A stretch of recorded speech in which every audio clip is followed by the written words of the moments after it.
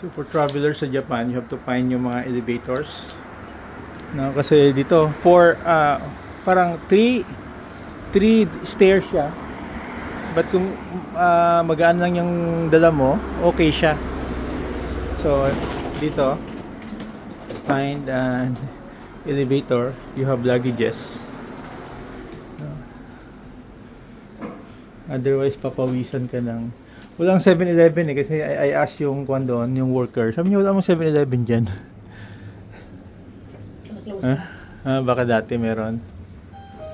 So this one, elevator, nauna sa amin mga Pinoy din. Apparently they're more expert sa amin. Okay, basement 1. Baba kami. Hindi mo close. Okay.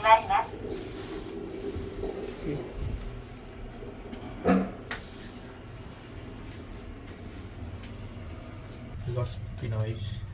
Because someone doesn't believe the tour guide. Kalabas na kami sa lalim.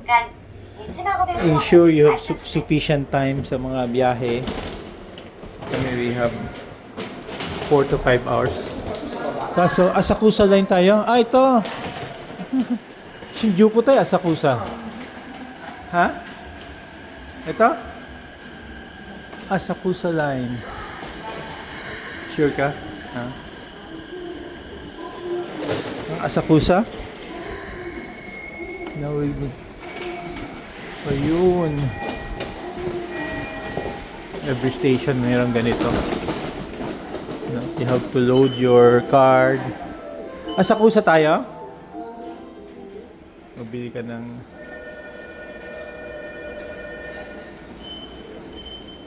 Maya is checking. Expert daw siya eh. Expert. Asakusa? Okay. Fully loaded yung we're using Pasmo card. Okay? Saan tayo pasok dito?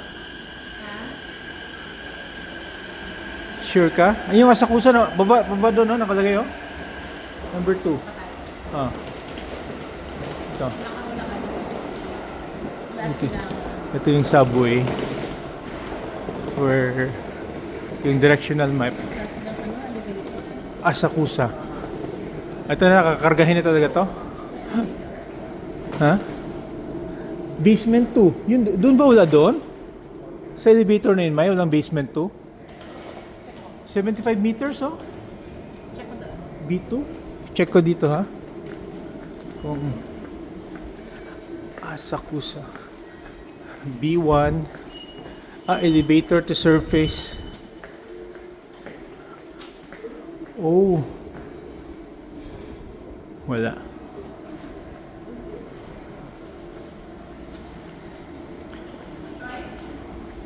Wala.